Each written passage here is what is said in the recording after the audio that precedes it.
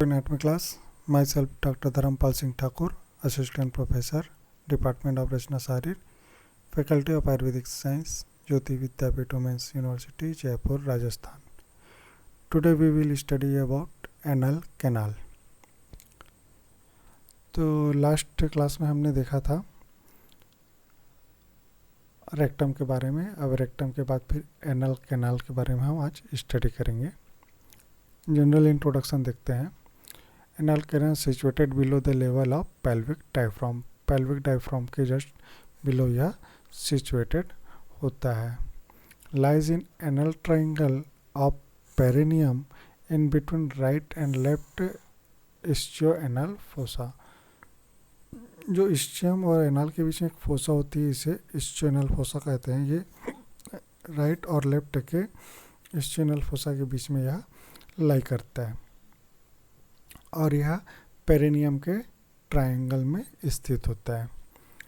ठीक है.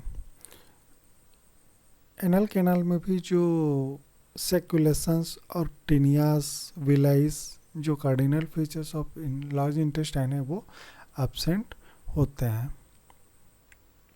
लेंथ देखते हैं तो यह 3.8 सेंटीमीटर लॉन्ग होता है. डायरेक्शन डाउनवर्ड एंड बैकवर्ड होता है.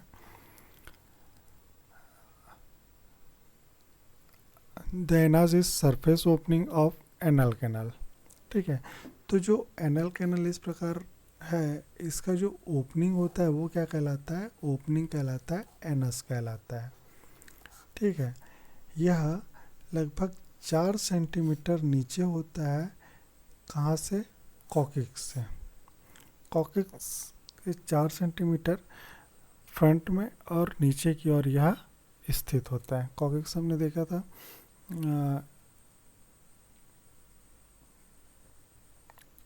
ये सैक्रम का था. इसमें फिर रेक्टम इस प्रकार लाई किया था. लाई करने के बाद ये पैक्टिनल फ्लेक्सर बनाया. पैक्टिनल फ्लेक्सर के बाद इस प्रकार फिर इसकी ओपनिंग होती है. तो कॉकिक्स यहाँ होता है. कॉकिक्स से लगभग ये 4 सेंटीमीटर एबो एंड बिलो होता है.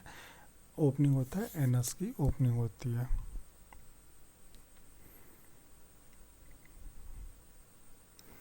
रिलेशन देखते हैं. एंटेरियर में सबसे पहले देखते हैं बोथ सेक्शन में पेरिनियल बॉडीज होता है. मेल में membranes urethra and bulb of penis होता है. फीमेल में लोअर एंड ऑफ वेजाइना होता है. पोस्टीरियरली देखते हैं तो ये रिलेट होता है.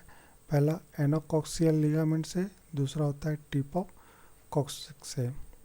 लेटरली यह रिलेट होता है इस्चियोएनल फोसा से. ऑल अराउंड यह रिलेट होता है. Anal canal is supported by inspector muscle the tone of which keeps the anal closed. इसके चारों ओर क्या होता है? इंस्पेक्टर मसल्स होते हैं, जिसके कारण एनल कैनाल हमेशा क्या होता है? क्लोज्ड होता है. अब एनल कैनाल का इंटीरियर देखते हैं. तो एनल कैनाल के इंटीरियर में 3 पार्ट में से डिवाइड किया जाता है. अपर म्यूकस पार्ट, मिडिल पार्ट जिसे ट्रांजिशनल जोन भी कहते हैं और पैक्टिन भी कहते हैं. तीसरा होता है लोअर क्यूटेनियस पार्ट. सबसे पहले देखते हैं अपर म्यूकस पार्ट. जो अपर म्यूकस पार्ट होता है ये लगभग 15 mm लॉन्ग होता है, जिसमें म्यूकस मेम्ब्रेन की लाइनिंग होती है और यह एंडोडर्मल ओरिजिन होता है. तो ये इसकी लंबाई है 15 mm. इसमें जो म्यूकस मेम्ब्रेन होते हैं उसमें कुछ स्ट्रक्चर्स पाए जाते हैं. अब इसे देखते हैं. तो इसमें पहला स्ट्रक्चर पाया जाता है. इसमें लगभग 6 to 10 वर्टिकल रिजेस पाए जाते हैं, जिसे कि क्या कहते हैं? Anal column of Morgagni. इस प्रकार ये होता है एनल कैनाल है. इसमें इस प्रकार रिजेस पाए जाते हैं 6 से 10, जिसे क्या कहता है? एनल कैनाल कहते हैं. फिर क्या होता है? The lower lind of anal columns are united to each other and form anal wall.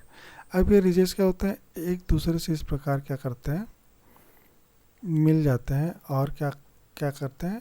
और ये फॉर्म करते हैं, एक वॉल्व बनाते हैं, जिसे एनल वॉल्व कहते हैं. अब ये anal valve above each anal wall there is a depression in the mucosa which called anal sinus. अब इस एनल वॉल्व के ऊपर में क्या होता है, एक डिप्रेशन होता है जिसे एनल साइनस कहते हैं, ठीक है।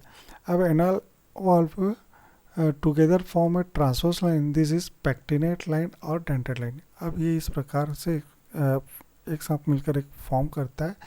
ये बहुत इम्पोर्टेंट स्ट्रक्चर होता है जिसे क्या कहते हैं, पेक्टिनेट लाइन या फिर डेंटेड लाइन। नेक्स्ट है पेक्टिन, जैसे कि ट्रांजिशनल जोन कहते हैं या फिर मिडिल पार्ट भी कहते हैं। ये 15 mm यह भी होता है, ठीक है। इसमें जो लाइनिंग होती है इसमें भी म्यूकस मेम्ब्रेन की लाइनिंग होती है। यह लेस मोबाइल होता है देन द अपर केस की अपेक्षा यह लेस मोबाइल होता है। इस रीजन को पैक्टिन भी कहा जाता है और ट्रांजिशनल जोन भी कहा जाता है। Lower limit of pecten often has a whitish appearance. अब जो इस पैक्टिन का जो लोअर पार्ट होता है उसमें वाइटिस एक अपीयरेंस होता है, ठीक है। इस वाइटिस अपीयरेंस को क्या कहते हैं, white line of Hilton's, white line of Hilton. Lower part होता है वो क्यूटेनस पार्ट कहलाता है। लोअर क्यूटेनस पार्ट यह लगभग 8 mm लॉन्ग होता है। इसमें इसकी लाइनिंग होती है स्किन की होती है और सीबेशियस ग्लैंड की इसमें लाइनिंग होती है। इमेज से देखते हैं क्लियर हो जाएगा बहुत। ये इस प्रकार एनल कैनाल है। तो ये पहला क्या कहता था, अपर पार्ट कहलाया। ये देखो ये दूसरा होता है ये पैक्टिन कहलाया। और जो यहाँ से जो नीचे का जो पार्ट होता है ये लास्ट पार्ट कहलाता है। ये स्किन से बना होता है, सीबेशियस ग्लैंड से। ये होता है लोअर सीबेशियस पार्ट, ठीक है। तो जो अपर पार्ट होता है उसमें क्या होता है कि ये रीजेस पाए जाते हैं। देखिए इस प्रकार हमने रीजेस पढ़े थे। ये रीजेस क्या कहलाता है, एनल कॉलम कहलाते हैं। अब ये एनल कॉलम क्या होता है, एक दूसरे से इस प्रकार मिलते हैं और क्या बनाते हैं, वॉल्व बनाते हैं। ये देखिए ये वॉल्व बन गया है ना। अब ये वॉल्व एक साथ इस प्रकार मिलकर एक हॉरिजॉन्टल लाइन बनाते हैं। इसी लाइन को क्या कहते हैं, पेक्टिनेट लाइन कहते हैं, ठीक है। अब ये क्या होता है, दोनों तरफ से एक्सटर्नल और इंटरनल इंस्पेक्टर से घिरे होते हैं, ठीक है। अब नीचे की ओर जब पेक्टिन लाइन को देखते हैं तो पेक्टिन लाइन में नीचे एक वाइटिस लाइन पाया जाता है। इस लाइन को क्या कहते हैं, वाइट लाइन कहते हैं या वाइट लाइन ऑफ हेल्टॉन्स कहते हैं, ठीक है। उसके नीचे जो पार्ट होता है वो स्किन और सीबेशियस ग्लैंड्स का होता है जो मोस्ट लोअर पार्ट होता है। तो इस प्रकार एनल कैनाल का स्ट्रक्चर, इंटरनल स्ट्रक्चर बनता है। मस्कुलेचर देखते हैं तो इसमें एक स्पेशल स्ट्रक्चर आता है, एनल इंस्पेक्टर। इंस्पेक्टर का काम क्या होता है, इंस्पेक्टर का काम होता है जो वन वे डायरेक्शन प्रोवाइड करता है, ठीक है। तो इसमें दो प्रकार के इंस्पेक्टर पाया जाता है, एक होता है इंटरनल, दूसरा होता है एक्सटर्नल। इंटरनल इंस्पेक्शन क्या होता है, ये इनवॉलंटरी नेचर के होते हैं जो अपर 3/4 पार्ट में पाए जाते हैं, ठीक है। ये लगभग 30 mm of anal canal extending from the upper end of the canal to the white line of Hilton. जो upper end of the canal है उसके बाद जो वाइट लाइन ऑफ हिल्टन पढ़े थे यहाँ तक ये क्या होते हैं, इंटरनल इंस्पेक्टर पाए जाते हैं। ये इनवॉलंटरी नेचर के होते हैं, लगभग 30 mm के होते हैं, ठीक है। अब इसके नीचे अब नेक्स्ट है एक्सटर्नल एनल इंस्पेक्टर। तो एक्सटर्नल एनल इंस्पेक्टर क्या होते हैं, ये होते हैं वॉलंटरी कंट्रोल्स वाले होते हैं। इसमें क्या होता है, वॉलंटरी मूवमेंट होता है। Made up striated muscles and supplied by inferior rectal nerve and its rotate whole length of the anal canal and has 3 parts, subcutaneous, superficial and deep, ठीक है। एक्सटर्नल कैनाल जो एक्सटर्नल एनल इंस्पेक्टर जो होते हैं कि वो whole anal canal के whole length को कवर करके रखते हैं और इनके 3 पार्ट होते हैं, ठीक है, सबक्यूटेनियस, सुपरफिशियल और डीप।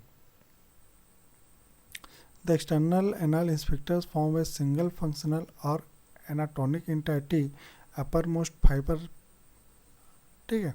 एक्सटर्नल एनाल कैनाल क्या करता है, सिंगल फंक्शन और एनाटॉमिक एंटाइटी को फॉर्म करता है। इसमें फिर दो फाइबर्स होते हैं, एक होता है अपर मोस्ट फाइबर होता है, दूसरा होता है लोअर फाइबर होता है, ठीक है। अपर मोस्ट जो फाइबर होता है, सॉरी तीन होते हैं इसमें, अपर मोस्ट जो फाइबर होता है वो ब्लेंड होता है पीवियो रेक्टलिस मसल्स के फाइबर से जुड़ा होता है। मिडिल फाइबर जो होता है वो अटैच होता है पेरिनियल बॉडी से, एंटेरियरली पेरिनियल बॉडी से होता है, और पोस्टेरली कॉक्सिक्स से अटैच होता है विया एनोकॉक्सियल लिगामेंट के द्वारा, ठीक है। तीसरा है लोअर फाइबर होता है, यह below the level of internal anal sphincter में होता है।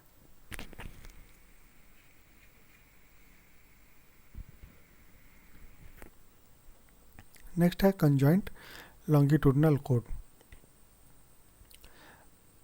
It is form by fusion of puborectalis with the longitudinal muscle coat of the rectum at the anorectal junction।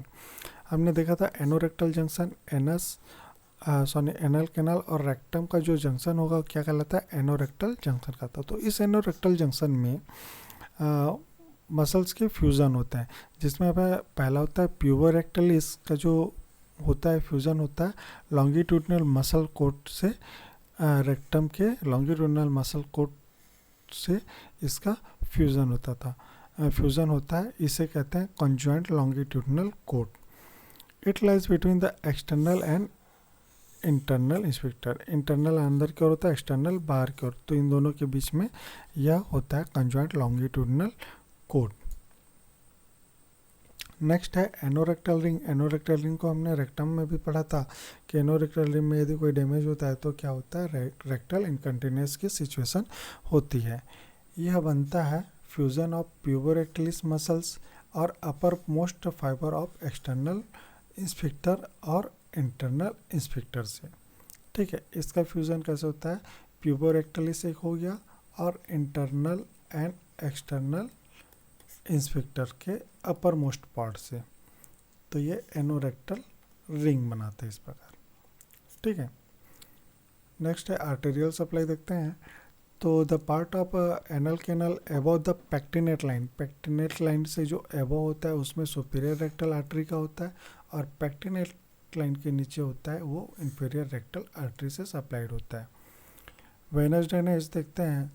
The internal rectal venous plexus drain mainly into the superior rectal vein but communicates with the middle and inferior rectal veins। तो इसमें एक ये देख सकते हैं कि जो इसका वेनस ड्रेनेज है वो generally internal rectal venous plexus में फाइनली ड्रेन होते हैं, और फिर वो पोर्टल एंड सिस्टमिक फिर ये आगे क्या बनाता है, पोर्टल और सिस्टमिक वेन का जो इसमें कम्युनिकेशन होता है, ठीक है। ये जो साइट होता है ये पोर्टल और सिस्टमिक वेन का कम्युनिकेटिंग साइट होता है। दूसरा होता है जो ये इंटरनल रेक्टल वेनस प्लेक्सस हो गया, और दूसरा होता है एक्सटर्नल रेक्टल वेनस प्लेक्सस।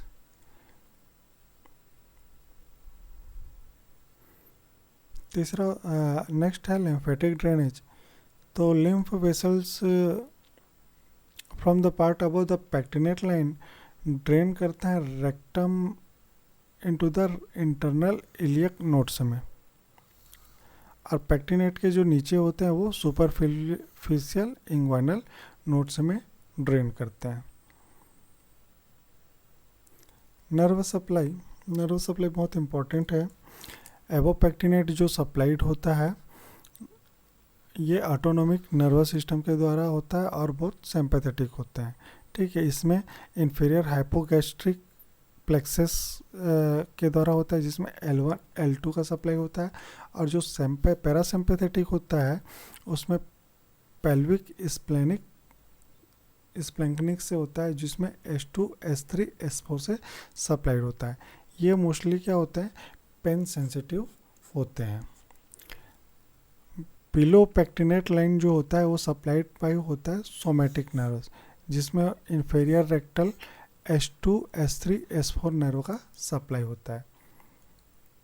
जो स्फिंक्टर होते हैं इसमें जो कॉन्ट्रैक्शन जो होता है, स्फिंक्टर मसल में जो कॉन्ट्रैक्शन होता है वो सिंपैथेटिक नर्व के कारण होता है, और जो रिलैक्सेशन होता है वो पैरासिम्पैथेटिक नर्व के कारण रिलैक्सेशन होता है इसमें।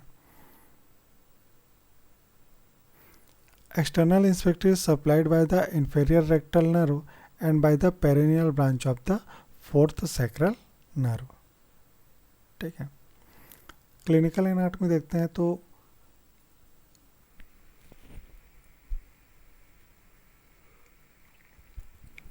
पहला आता है पाइल्स, या जिसे हेमोराइड्स भी कहते हैं। ये क्या होते हैं? सेक्युलर डायलेटेशन होते हैं जो कि इंटरनल रेक्टल वेनस प्लेक्सस के डायलेटेशन से बनता है। अब ये कुछ पेक्टिनेट लाइन के ऊपर होते हैं जिसे इंटरनल पाइल्स कहते हैं। ये जैसे कि एनल कैनल हो गया, ये हो गया पेक्टिनेट लाइन। पेक्टिनेट लाइन के इनर साइड में जो होता है उसे इंटरनल पाइल्स कहते हैं, और जो पेक्टिनेट लाइन के नीचे होता है एक्सटर्नल पाइल्स कहते हैं। एक्सटर्नल पाइल्स क्या होता है? पेनफुल होते हैं, और इंटरनल पाइल्स क्या होता है? पेनलेस होते हैं। अब इनको पोजीशन के हिसाब से नाम दिया जाता है, जैसे ये 3, 7 और 11 o'clock पोजीशन में एनल कैनाल के वाल में स्थित होते हैं। ठीक है, नेक्स्ट है फिशर इन एनो। तो हमने देखा था जो वॉल्व पाए जाते हैं, इस प्रकार जो वॉल्व बने होते हैं, इस वॉल्व में यदि डैमेज हो जाता है, ये रप्चर हो जाते हैं कॉन्स्टिपेशन के द्वारा या हार्ड स्टूल के जब पास होता है, तो ये क्या होते हैं? ये वॉल्व रप्चर हो जाते हैं। रप्चर होने के कारण क्या होता है? फिर यहाँ से ब्लीडिंग होने लगती है, तो फिकस के साथ ब्लीडिंग अकर होने लगता है। तो इस कंडीशन को क्या कहते हैं? फिशर इन एनो कहते हैं। Anal fissure is caused by rupture of one of the anal valve. Anal valve के रप्चर से क्या होता है? फिशर इन एनो होता है।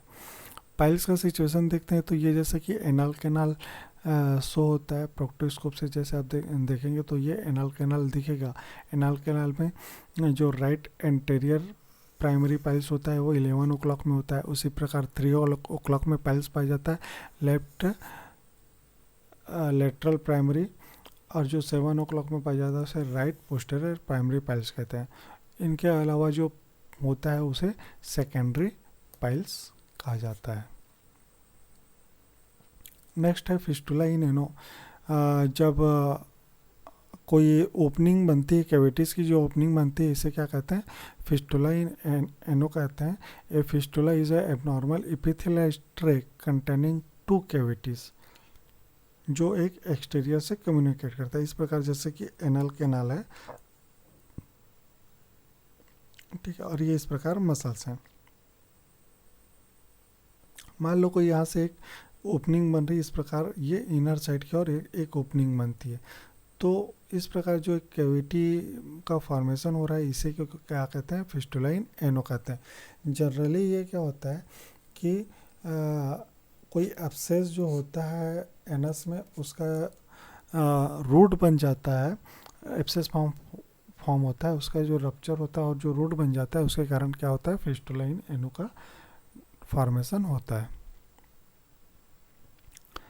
अब कंपैरिजन देखते हैं अपर पार्ट और lower part of the anal canal से, दोनों में क्या डिफरेंसेस होता है।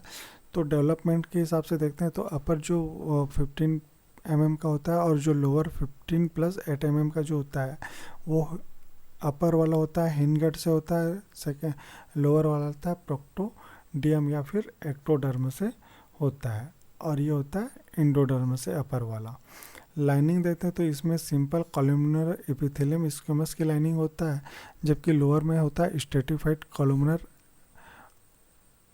सेल्स की लाइनिंग होती है। आर्टेरियल सप्लाई होता है मेनली सुपेरियर रेक्टल से, और ये होता है इन्फीरियर रेक्टल से। वेनस ड्रेनेज होता है पोर्टल वेन में होता है, और ये सिस्टेमिक वेन में होता है।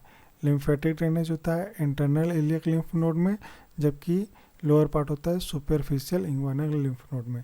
नर्व सप्लाई होता है ऑटोनोमिक नर्व की होता है L1 L2 से, और पैरासिम्पैथेटिक होता है S2 S3 S4 से, जबकि लोअर पार्ट का होता है इन्फीरियर रेक्टल मतलब सोमेटिक नर्वस होता है S2 S3 S4 से। सेंसिटिविटी होता है, इसमें इस्चेमिया होता है, डायलेटेशन होता है, स्पासम होता है। जबकि लोअर में होता है पेन होता है, टच होता है, टेम्परेचर एंड प्रेशर का सेंसरी होता है। Types of piles, internal piles होते हैं अपर पार्ट में, लोअर पार्ट में होते हैं एक्सटर्नल पाइल्स होते हैं जो कि पेनफुल होते हैं, और इंटरनल पाइल्स जो होते हैं वो पेनलेस होते हैं। तो इस प्रकार एनल कैनाल का क्लास आज ख़त्म होता है। तो इसी के साथ हमने पूरा जीआईटी सिस्टम आज स्टडी कर लिया। जीआईटी सिस्टम मतलब ओरल कैविटी से ओरल कैविटी टू एनस तक, एनस तक की क्लास कंप्लीट हो गई है। अब नेक्स्ट क्लास हम देखेंगे गॉल ब्लैडर, जो एक्स्ट्रा हेपेटिक बिलियरी सिस्टम्स में आते हैं। अब इन्हें हम, और जो मेन ऑर्गन्स हैं एब्डोमिनल कैविटी के, अब उन पर स्टडी करेंगे।